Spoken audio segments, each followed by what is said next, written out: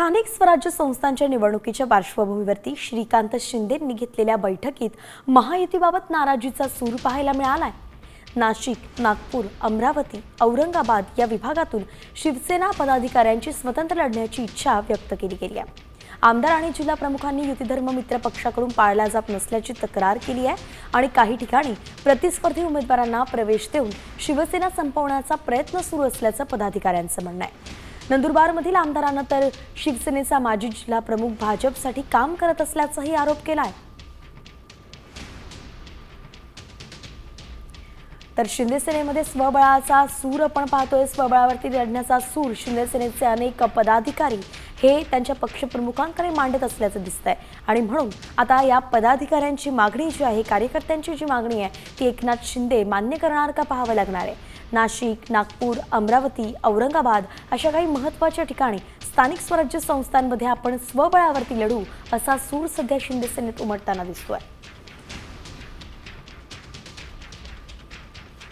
सूरज मसूरकर आपले प्रतिनिधी आपल्यासोबत जोडले गेलेत। सूरज, आधीच महायुतीत आपण पाहतोय की भाजप आणि शिंदे सेनेमध्ये स्वबळावरून आपापल्या कार्यकर्त्यांकडून चाचपणी केली जाते आणि अशात आता काही महत्त्वाच्या ठिकाणावरती शिंदे सेनेत स्वबळाचा सूर दिसतोय। नेमकं काय अपडेट येते? एकनाथ शिंदे याला अनुकूल दिसतायत का?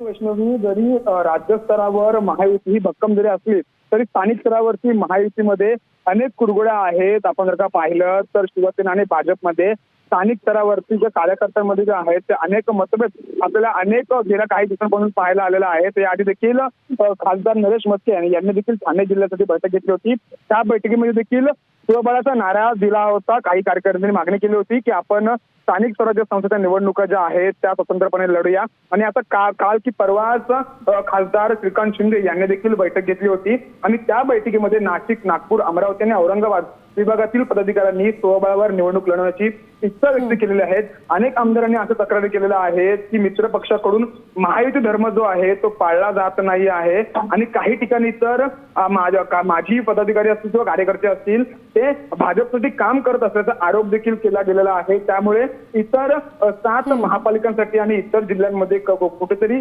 आगामी स्थानिक स्वराज्य संस्था निवडणुकीसाठी आपण स्वतंत्र लढूया, आपण स्वतंत्र लढूया, आपली ताकद दाखवून देऊया असं कळतंय आणि एकमेकांवरती कुरघोडीचंच राजकारण करते या स्थानिक पातळीवरती दिसतंय।